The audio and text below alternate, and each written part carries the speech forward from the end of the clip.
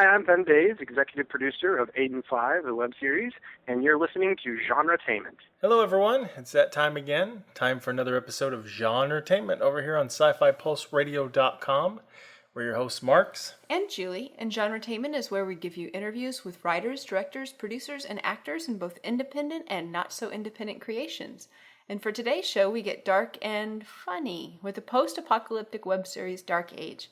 We speak to the creators of the show, Bondi and Andrew Ludington. They fill us in on the behind-the-scenes creations of this darkly funny web series, and also why they hate Seth Rogen.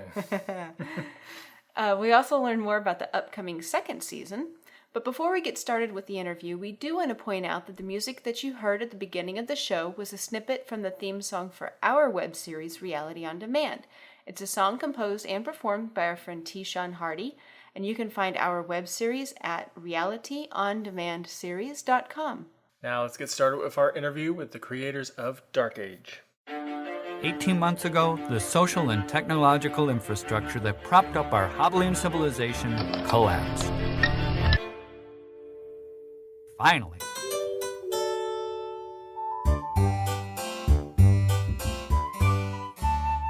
Hi guys, this is Marx and Julie, and today we're speaking with the creators of the post-apocalyptic comedy web series Dark Age, Bondi and Andrew Ludington. Welcome to the show. Thanks for having us. Yeah, thanks a lot. Now, for those of our listeners who have not seen the show yet, can you give them an idea of what to expect? So Dark Age is a post-apocalyptic comedy. And the premise is about 18 months or so ago, the world has come to an end. Civilization has crumbled, maybe aliens attacked or the rapture occurred. The point is that no one who has survived really knows what happened. Because if the cause wasn't obvious and one day the power and all the communications cut out, I mean, would you really know what was going on, right? So our main characters happen to have survived for at least a year and a half or so and are holed up in a fortified barn, which its owner, whose name is Arthur, refers to as the castle. And they are basically trying to both stay alive and figure out what daily life is going to be, what life is going to be about now.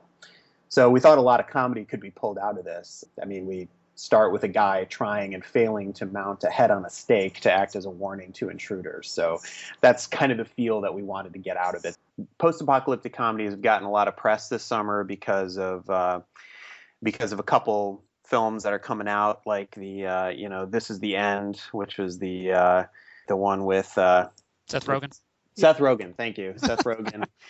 His comedy that came out, and what we decided to do was we wanted to do a comedy about the end of the world that started well after the world actually ended. So if you think about it, it's what happens after the actual apocalypse occurs. So the apocalypse occurs maybe 18 months to 2 years after this occurred.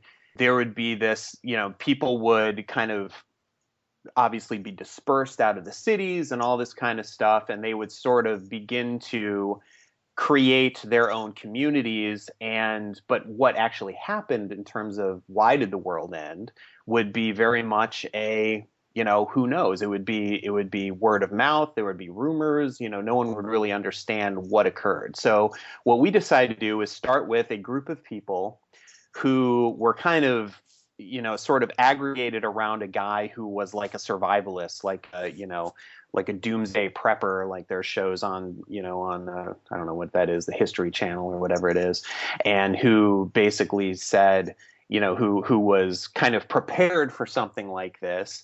And he was right, and that's our character. That's our character, Arthur. He was correct. The world actually ended, and he was ready for it. And there were a few people who basically, he kind of took in to be on his team. So Ruth is one of our characters. She's his ex-wife who had left him because he was crazy, and then she came back because he was right. And he took her back in, and Virgil, who is basically thriving in this world because this is basically the world he was made for. And Kat, who is more of a nomad kind of survivor. So what we're kind of working with is the relationship between Arthur and Kat, that Kat wants to be more of a nomad. She thinks that they need to leave this, what Arthur calls his castle, right? His citadel. She thinks they need to move out of that, where Arthur wants to, kind of hole up and fortify. So, the idea is basically, a community is rebuilding itself after all the apocalyptic stuff happened. We didn't want to focus on the moment of the end of the world. We wanted to focus on what happened once things started to kind of settle. You don't hear the words post-apocalyptic and comedy together. Until recently. Right. But they don't happen very often. I'd like to point out that we had planned this long before we ever heard of Seth Rogen's comedy. Yes. And we probably planned it long before you heard of Seth Rogen. Yeah. But we feel that he probably copied us. Darn you, Seth Rogen. Damn you, Seth Rogen. That'll be your battle cry for like a next season. Damn you, Seth Rogen. Damn you, Seth Rogen. That's what you can call the head that's on that stick, Seth Rogen. Yeah. Nice. Good idea. So what was the inspiration of mixing comedy with, what usually is more of a dramatic or depressing, dark kind of drama? You make it sound like the end of the world is a bad thing. I mean, you're just like, oh, the end of the world. Plus, there's a lot of, you have a lot of references to, medieval type stuff with the Dark Age, the opening music. The music, is very... Some of the characters, like Cat reminds me a little bit of a roguish type character. He's a little bit... So what we're asking is there a lot of, like, role-playing background here, too? Oh, we've been outed. Yeah, we're definitely both role players from way back. You can't hide from other geeks. But yeah, exactly. Right. We don't really try that hard. But also, a lot of it was when we were thinking about the inspiration for the show. A lot of it came from what brought about the first Dark Age, right? The collapse of the Roman Empire. Mm-hmm. And so we started thinking about it from that perspective and thinking, it's really not that dissimilar. And at first, when we first started thinking about the show, we weren't necessarily thinking about it as a comedy, because before this, we'd really never written any comedy. Justin and I have sold a couple of pretty serious, plot-driven action sci-fi scripts to Hollywood companies that are really, they're not funny scripts. No. But as we started thinking about it, we thought, the fact is, if you are, just because you're facing, dire situation, doesn't mean that you become any less of a pain in the ass. And if you got a whole bunch of people holed up, and if you got a whole bunch of people holed up in a house together, they're going to get on each other's nerves, and that's funny. Right. All the roommates from hell in a post-apocalyptic world all at the same time. Exactly. Right. So 5 roommates and where to go. So why a web series versus, you guys... Like a traditional feature film or like trying to sell a feature film of it or trying to pitch it for television? That's a really good question. And actually, that basically goes back to the fact that we have sold a couple of film scripts, and that's been great and very rewarding, and we've gotten to work with some really fun people in Hollywood, but we've never had a movie made. And we just, after working on a project in for quite a while that ended up in Turnaround, we just said, let's actually just make something ourselves. Right. So we can see it through. Yeah, because we're very much writers. I mean, that's what we've been doing. I mean, Andy and I have been writing together since 1996, I think. Oh wow! When we started working on our first feature together that we ended up selling. So but other than the short film that we made with Vitus, we hadn't really done any producing. We hadn't really done any, seen anything made. So we were really attracted to the web series medium because we thought, well, a couple of things. One is it's something that we could probably pull off on our own, right? Mm-hmm. Without a lot of Hollywood backing or significant amount of money. And then it was, we decided it was also somewhat out of our comfort zone because, it's essentially a feature length script. It's about 90 minutes in total, 9-10-minute episodes. But, we didn't write it as a feature and then split it up. We wrote it as individual episodes. So we have episodes that kind of link together, like 4 and 5, which is kind of a two-parter, but then we also have an episode like episode 6, which is very much a standalone episode where they're dealing with one specific story that lasts for 10 minutes, but with our original characters. So, we also kind of thought of it as a cool writing exercise as well. So both of those things attracted us to it. Mm-hmm. And by writing something that you knew you would have to produce yourself, what kind of limitations that give you, you can't just have big, you can't and go a giant alien explosion. Yes, giant Right. explosion and a giant alien monster falls on you. But Right, basically, right. you weren't going to write Pacific Rim if you had to make it yourself. Yeah. Actually, yeah. strangely enough, it's very similar to Pacific Rim, for those of you who haven't seen the show. Yeah. Imagine if Pacific Rim was shot in a farm in Michigan, and that's what you get. Exactly. Yeah. So we did set ourselves some pretty definite limitations, and we thought we were being very clever to shoot something post-apocalyptic because we figured, okay, with existing resources, in place sets, etc., we can really get something that's going to look good. What we didn't count on is the fact that it's incredibly hard to get away from the noises of the modern world. Yeah. I mean, we were holding for lawnmowers. We were holding for Planes. race cars. The Yeah, Goodyear a blimp NASCAR. flew overhead. Yeah, we had to hold for the Goodyear blimp. Man, that just felt like everything was against you. The Goodyear blimp. Yeah.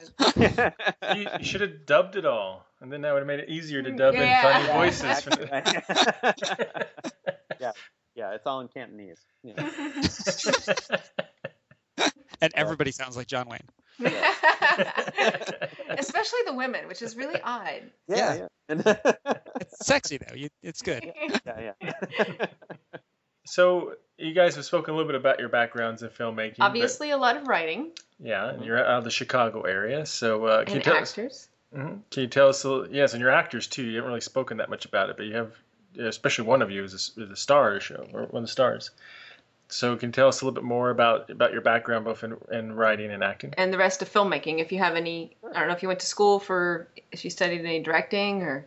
Sure. So Andy and I actually met in college. We went to Kenyon College, a small liberal arts school in Ohio, and we were both into drama and English at Kenyon. They have a pretty strong program there, and we got to know each other for doing theater together. We both acted. We both wrote. We were in Macbeth together. We were in Macbeth together. That's right. Exactly. Which one of you was Lady Macbeth? Oh, sorry. I think that should be pretty Don't bring obvious. that up. That's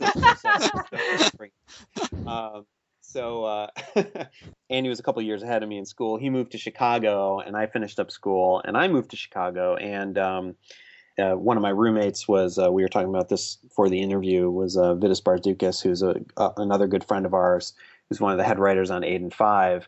And the three of us produced a short film together. But when I moved to Chicago, and Andy and I kind of reconnected after college, and we had both been in playwriting class together, and we both were very interested in screenwriting.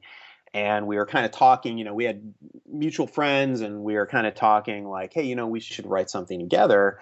What I had just come off a kind of a roller coaster ride where it looked like it was. I think I came in, I don't know, in the last 5 or something for the Academy's screenwriting competition. Right. So with my first screenplay, it did really well, and I was very excited. And then Justin came along with this fantastic idea for a sci-fi screenplay. So he and I immediately sat down and started working on it together. Right. And so we worked on that for over a year, and that was sort of how we learned to write together, because we would only write together. We would get together once or twice a week, and we would sit down at the computer and literally line by line write together. And Andy would write a line, and I'd say, do this, and then I'd write something, and he'd say, do it. And so we kind of got in sync in terms of our writing styles. And we finished the script. And this is an extremely long story, but basically we had some friends in college who were living in LA. We sent them the script and basically started to get some attention. And we were basically able to once the original draft of the script was done, go out to LA. We kind of had a very funny and stereotypical LA story in terms of our script got passed around to a lot of studios. We were going to Warner Brothers and Universal and DreamWorks, and we actually we had producers who were mad at each other because we were kind of got drawn into this studio intrigue with the script being passed to different people who weren't supposed to have it. And we actually got sort of the "you'll never work in this town again" talk after we'd been there for 3 days. It was technically I got the talk. Yeah, well, yeah, you were on the phone, yeah. Wow. Yeah, and so it was very bizarre, and it went very quickly, and then it kind of crashed. But then we got introduced to a director who was a music video director at the time, who has since become a feature film director, and he liked the script, and we kind of worked it with him over a couple of years, and he eventually bought it from us. So we got, so that was sort of our first script sale. And then he also got us hired to write a script that that was his idea. So we were the writers on that script, and that's been optioned a few times at Lakeshore Entertainment, which is a production company out in LA that did $1 Million Baby and like the Underworld movies and stuff like that. So we had we got a manager, and we had all this kind of success, and it kind of felt like, hey, we're really doing this. But nothing ever happened because once as a writer, so much in that system is out of your control, right? Yeah. And that's what kind of spurred us to say, we're going to have to do this ourselves, right? If we want something that we've written on screen, we're going to have to do it ourselves. And that's kind of was the genesis of this project. So did that whole crazy experience kind of make you feel like, Chicago is a really nice place to live. I think I'll stay there. Yeah. Yeah, it kind of did, yeah. Yeah, absolutely.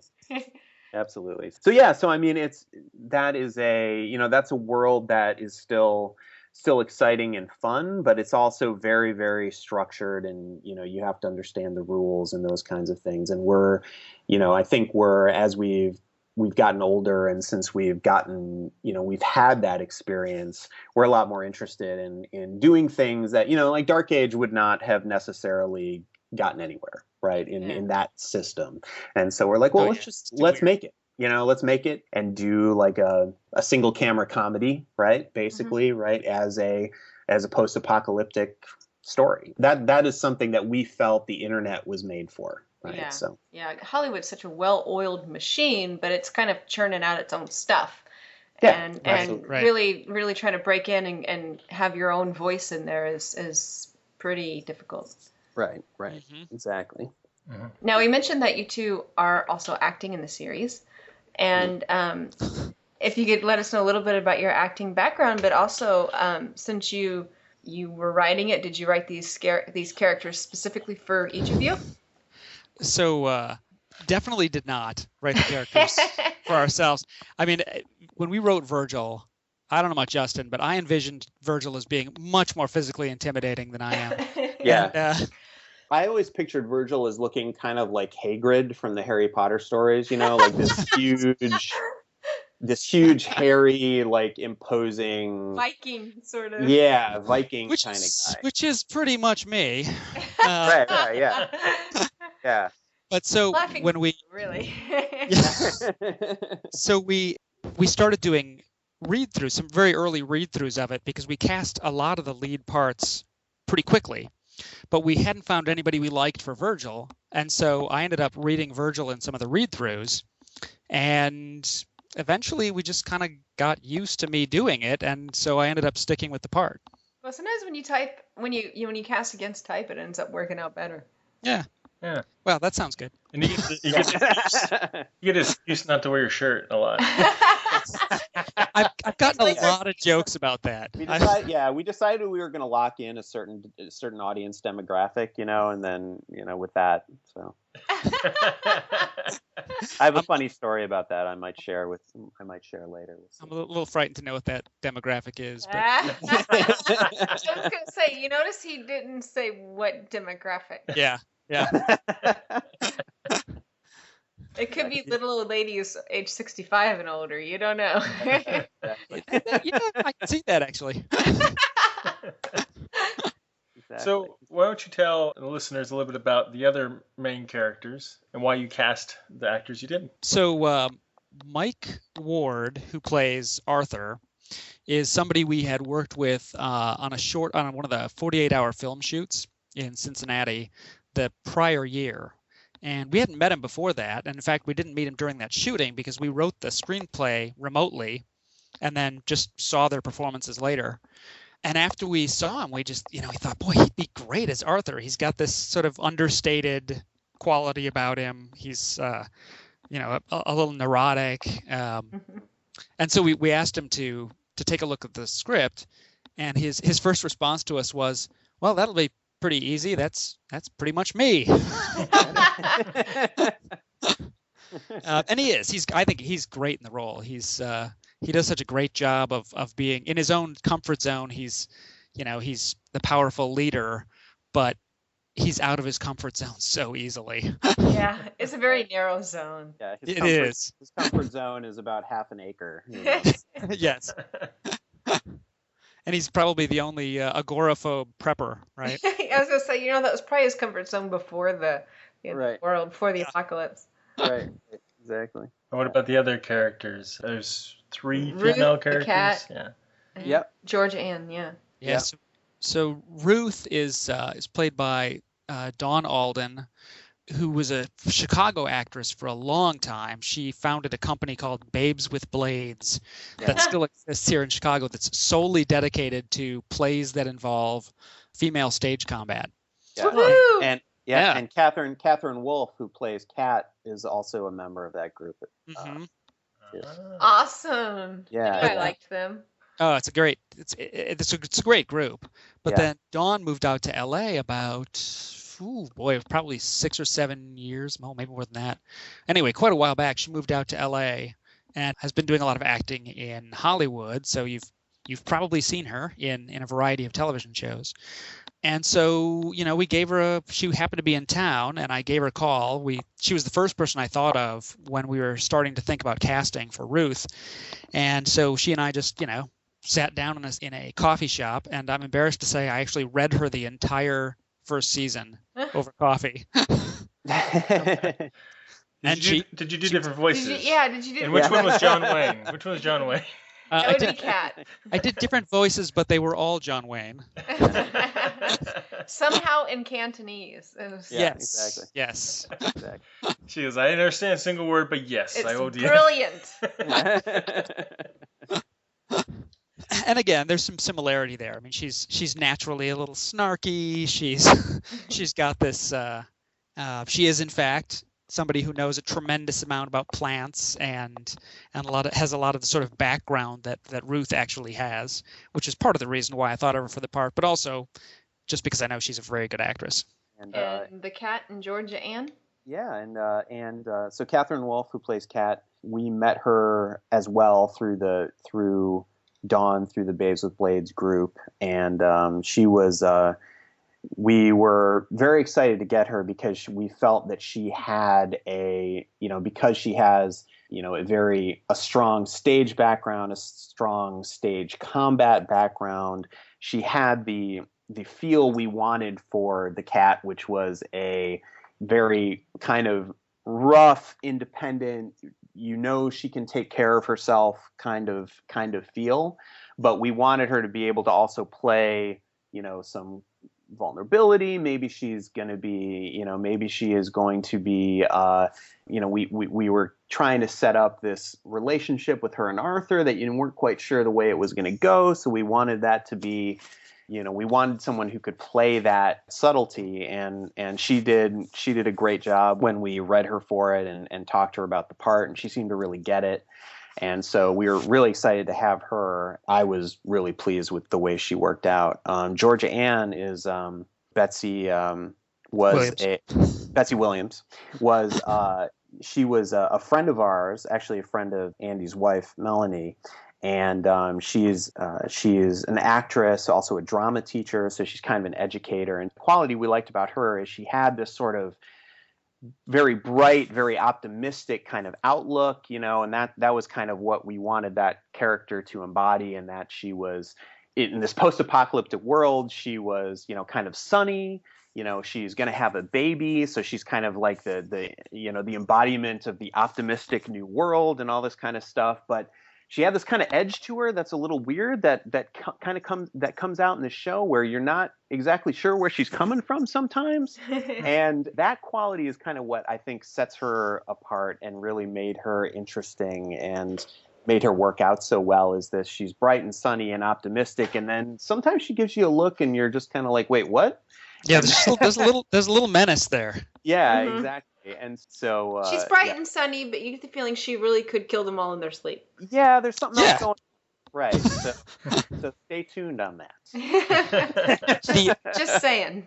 Another funny casting story is that we knew we wanted Betsy, and so we asked her to come for the reading, and we got to talking to her, and she said, "Oh, well, what would you think about my husband David coming to the reading as well? He's a professional actor here in Chicago, and he could stand in for a part in the reading." And Justin and I were both kind of like, well, we'll see. We don't know David that well. We haven't seen him on stage. And then he came in and he was just hysterical as Pastor Randy. Mm-hmm. So he was just pure luck, but he's so good in that part. Yeah, he and Betsy are actually married in real life. Oh. And but he's great. He was sort of the lottery win of the cast. Sort of like, wow, you're sometimes awesome. You just luck out. Exactly. Now, these characters live behind a huge wall, so yeah. I'm sure. I'm kind of curious how you tackled. Did you really build a post-apocalyptic fortress wall? Yes, we did. Could it really keep back the hordes? No, it could not. Of course it could. Of course. But I'll tell you, it could really tire out a crew putting it up. Yeah, that I can guarantee. Did you hope there wasn't a lot of wind? It's actually pretty stable. It's pretty stable, and it really is about it's about almost 6 inches thick. Oh wow! So the sections are 14 feet tall and about 6 inches thick, so they're really heavy. And it is really big, a really big solid wall, all in sections. So we pieced it all together in place. Yeah. And some of it, the stuff around the edges, we digitally put in, so it doesn't actually go all the way around. But it's right. There's about it was about what, like 20 feet long by about 24 feet long, I think. And once we were 10 feet Where high. Did you find this location that you were able to put up a big wall? Oh, so we. My mother lives in this area just outside of Ann Arbor, Michigan, which, for those who don't know well, it's the home of the University of Michigan. It's a sort of traditional college town. Mm-hmm. But you go about 20 minutes outside of town, and it is really rural. And so she lives in the Irish Hills area. Oh, that sounds lovely. Doesn't it? It's very picturesque. I'm pretty sure that it was us and leprechauns who were there. And 6 times a year, the Michigan International Speedway racetrack is populated with hundreds of thousands of people, which it was during our shoot. But hence the Goodyear blimp. Yeah. Yay! But so we ended up getting hooked up with this organic farm called Frog Holler, and we went out, and Justin and I really weren't sure. We'd already had one major location fall through, and so we went out and met with Kathy King, who runs the farm, and she is just the nicest woman. We walked around the farm with her, and she literally was just saying, "Well, do you want to use this building, or do you want to use the building that's out in the woods? We could get you power out. There's no power out there, but we could maybe hook up a generator." I mean, She was so nice. And even after we hung out on her property shooting with all of our equipment and disrupted their lives generally, because this is a working farm. Yeah. And we were asking them to be quiet all the time. Yeah. And a farm is a 7-day-a-week thing. Stop plowing that, please. Thank you. Yeah. Could you stop plowing that? And while you're washing the produce to be shipped off, could you not talk to each other? For hours on end. Yeah. But in spite of all of that, she was so gracious and, asked us, hoped that we would be coming back, which we definitely will be. So we could not have asked for a better host for the show. It was great. It was great. The shoot itself was a blast because we decided, we spent a lot of time talking about, okay, we have 9 episodes. What's the best way to do this? And we really decided that, we kind of decided to get ambitious and say, okay, let's shoot it as if we're shooting a feature. Let's take everybody out there and take 2 weeks and shoot the whole thing. And so that's what we did. So we were at the farm for probably 8 solid days. We had a warehouse shoot. We had a couple shoots out in some various roads in the area. And it was kind of like movie summer camp. We all went out there. We worked all day. We had fun at night. We had our wrap party. We got rented a couple of pontoon boats on a lake and went out and acted like idiots on the pontoon boats. So the production process was really, really fun. So that was just a good bonus for everyone there, because obviously everyone is there donating their time essentially, and taking 2 weeks off from work or that kind of thing. So and the lesson here is, boys and girls, support your local organic farmers. Exactly. That's right. That Absolutely. and I picked up the subtle undertone there, Justin, that what you're really saying is, hey listeners, if you'd like to come and work on this shoot, it's really fun. Come for season 2. It's filmed. It's like band camp, only for film. Exactly. Yes, that is exactly right. Exactly. So what about season 2? When can this one time at film camp? Oh, sorry. I lost my shirt. And I never got it back again.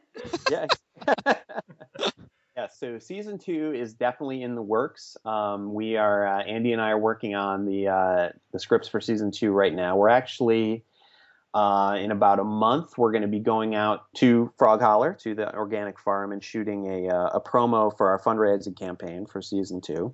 So we're bringing I think all the core cast, right, that we discussed out with us, doing a couple of days, real quick shoot on the farm to shoot a promo for season 2, and then probably this fall we're going to have a fundraising campaign for that. So if everything goes well, probably early next summer we'll be shooting season 2. So support your local organic filmmakers too. That's yes. right. The other message. That's right. What about You use organic film. Exactly. What about the inorganic filmmakers? Come on. I don't know. I've got to go with organic on this. All the silicon-based filmmakers. Yeah. Hey, our rabbit will only eat organic produce. She's a smart girl. As long as she doesn't eat organic filmmakers. I don't know. If she gets hungry enough, she might. You got to stop by Frog Holler. Very happy. Yeah, pretty much a 4-pound bunny is about 2.5 pounds of stomach. That's right. This being a comedy, I'm sure there's lots of little funny moments on set. It seems very serious. These guys run a tight ship. Is there any funny stories you'd like to share?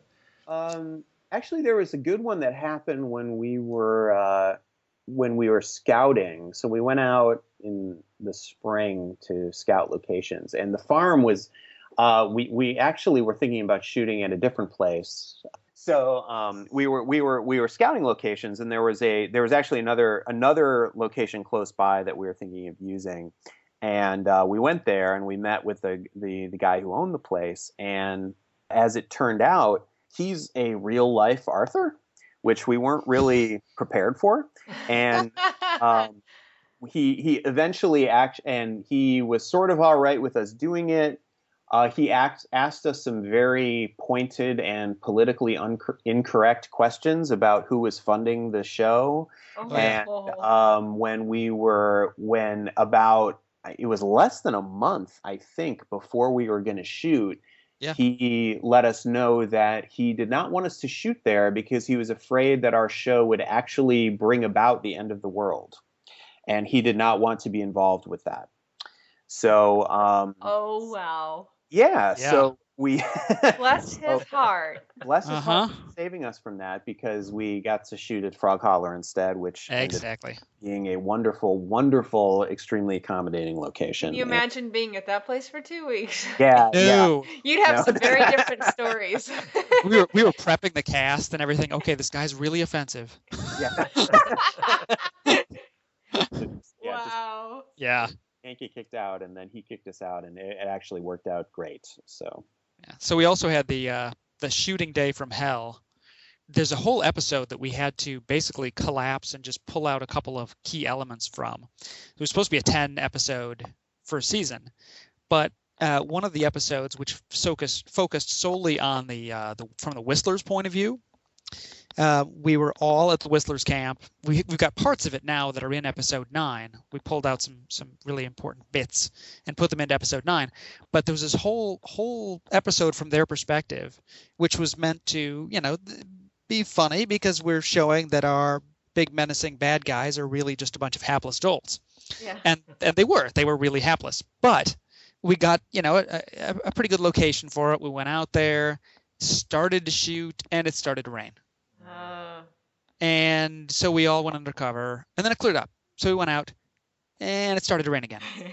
So we went undercover, then we came out, and then lightning struck a tree nearby. And a branch fell off and landed on the electrical wires, and the electrical wires were slowly burning through the branch. This was the electrical wire we were depending on for our lighting equipment, by the way. Yeah. So we had an electrical fire going on, and so we're standing there, kind of going, but the power was still on, the lights were working. So we're like, we can still keep going. Yeah, we can. It was that kind of day. Yeah, it was that kind of day. So, and then, we called the person who owned the property and said, should we call the fire department? And she's like, oh, it'll burn through. It'll be fine. Oh, wow. Yeah. So that day was, did not go as planned, to say the least. Oh, wow. And so we ended up not getting the coverage we wanted, and it was yeah. So that's why we have 9 episodes and not 10. Well, that's what we were gonna ask if, being from the Midwest, we understand. If there were any challenges due to the location and the weather, that pretty much answers it. Yeah. And every other day it was over 100 degrees. And we were in unair-conditioned spaces. It was brutal. So. Oh man. And the barn, as lovely and wonderful as it is to be on an organic farm, they don't use pesticides. Right. Right. She had bugs. Yeah, wasps specifically. Yeah, lots and lots of wasps. So when we were editing, it was literally we had to edit shots based on how many wasps were in them, because it was like they were getting aerated in the barn when we were doing shooting in there. So how many people got stung? Only one. Only the DP got stung. Yeah. Oh wow. And he and the key grip were fighting for the entire 2 weeks over who was killing more wasps. Yeah. Well, the wasps got back at him. Yes, they did. That's karma, ladies and gentlemen. That's right. He is the wasp killer. But the wasp took its toll. The wasps will have their revenge. That's right.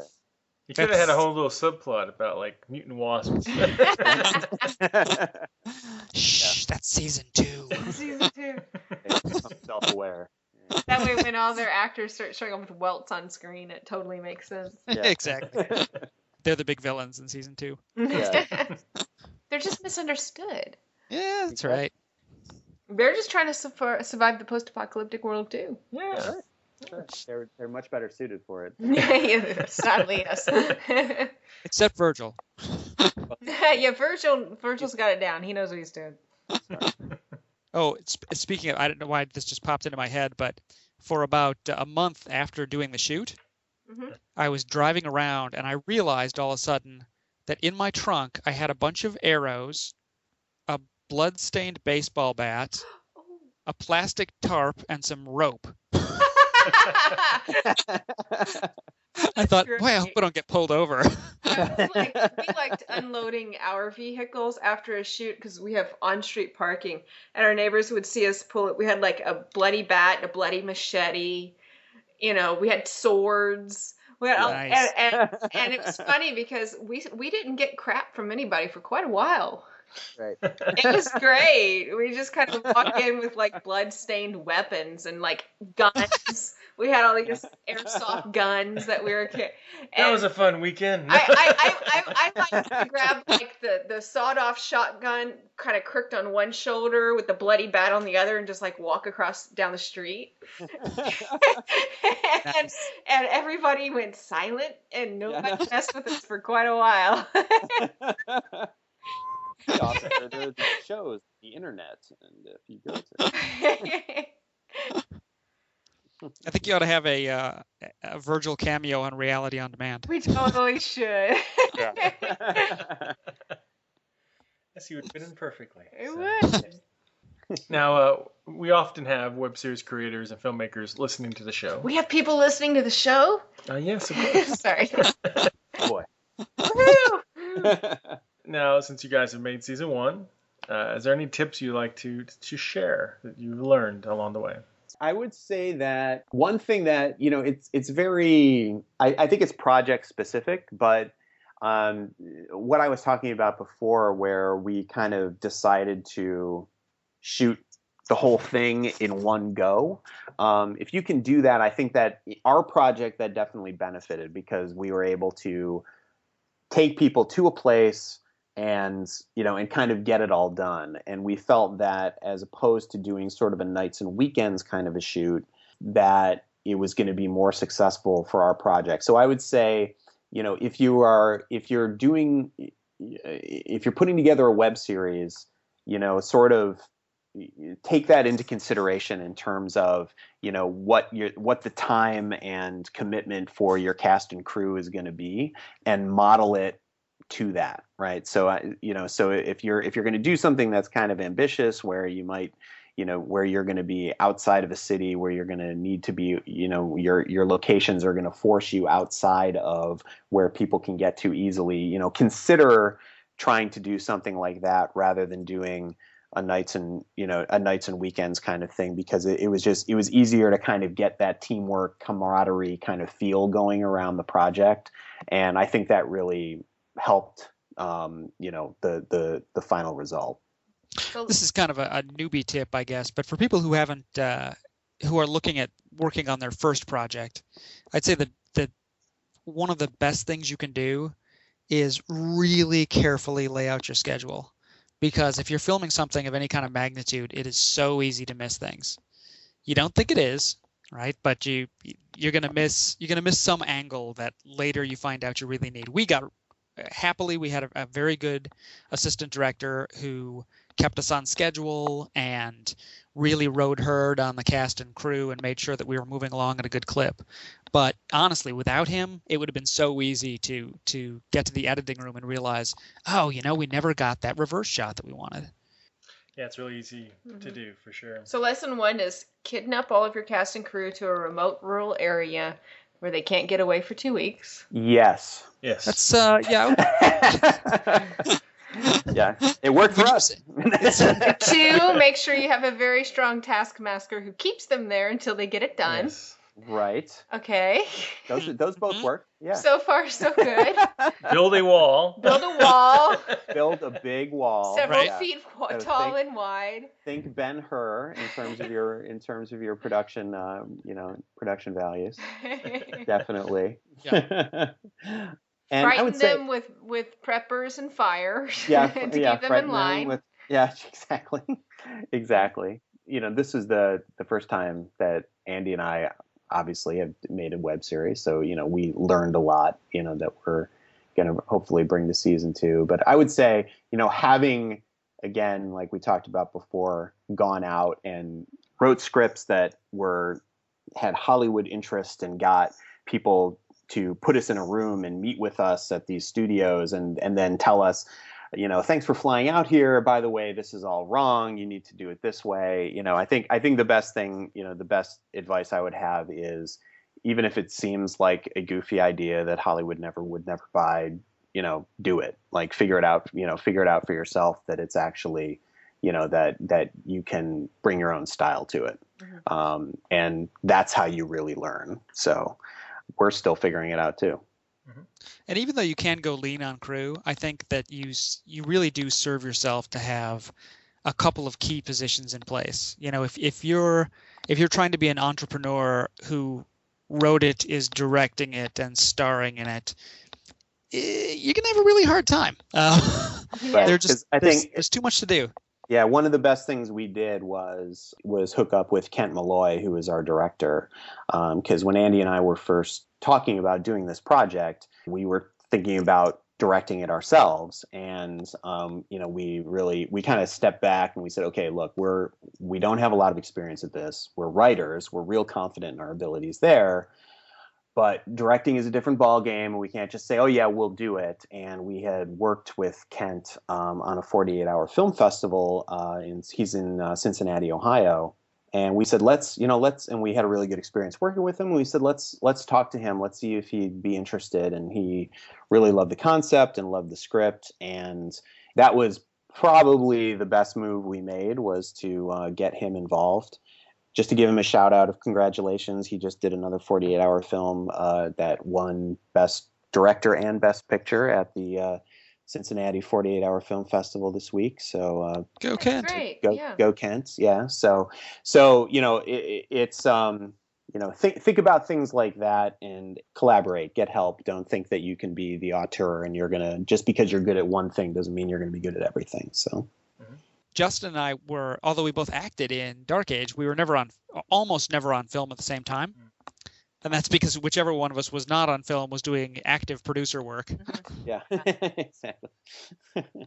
Oh, and feed your cast and crew well. Yes, if you feed them, they will be happy. Food, yeah. So we got so many compliments from the crew, and our DP and our sound mixer are both guys who they graciously worked on our projects because they're both really talented guys, and they get a lot of commercial work. Our sound mixer is actually in Alaska right now working on a show. Oh, wow.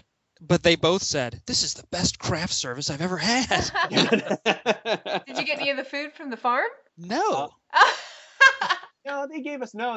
We did a free access to raspberries. They gave us berries and a bunch of stuff. Yeah, oh, that's good. But actually, the catering was done pretty much was done exclusively by Andy's mom, actually, and my wife, who teamed up. And Andy's mom, actually, because she lives in the area where we were shooting, set up literally a dining hall in her garage.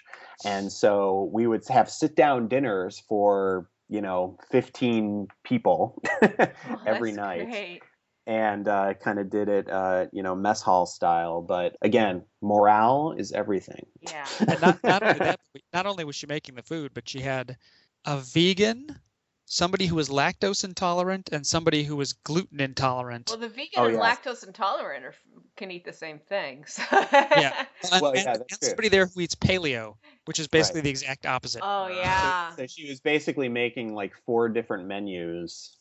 Oh, wow. No, everybody on our set, I did most of the catering. I was like, it's vegetarian and vegan. That you just deal with it. Yeah, that's what you get. We brought in pizza one day. My dad catered one day, and our boom operator's wife and her mom catered one day, and then I did the others.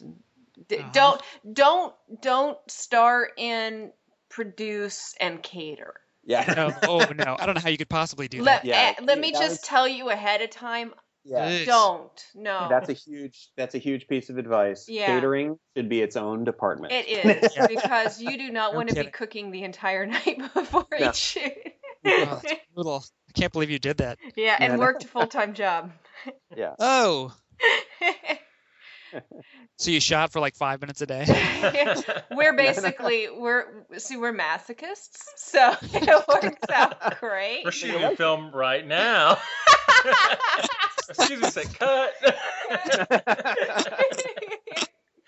Hold for interview. Did we say you guys could move? Did we say you could move? You said you're a masochist, and I think anybody who wants to do this is probably a masochist. At the very least, a sadist, and just enjoy torturing everybody. Yeah. I want to make movies with very little money. Yeah, exactly. I wonder how I could go about this. I need some masochists. You should just put that on Craigslist when trying to cast together. Ooh, Wanted, see what turns up. That would be interesting. I don't know. And then run. This really wasn't the film I intended to make. But it's made a lot of money. Other bondage that I planned. I'm not really sure, but it seems to have a demographic. We'll go with it. How do we get on like 50 Shades of Dark Age? I want my shirt back. You said I didn't have to make these kinds of movies anymore. I gone legit. Well, on that note. On 50 Shades of Dark Ages. So, before we go, can you guys go ahead and tell everyone where they can find your web series, and also if there's any other projects you want to mention too. Yeah, anything else that's already out there or upcoming. Shameless plug time. Plug away. Absolutely. Ooh, boy. So check out Dark Age at www.darkage.tv. So not .com, darkage.tv. Please follow us and like us on Facebook, and follow us on Twitter too, which is at dark_age_series. We are going to be shooting a promo for our fundraising campaign for season 2 in about a month. And hopefully season 2 will be coming in summer of 2014. So thanks a lot.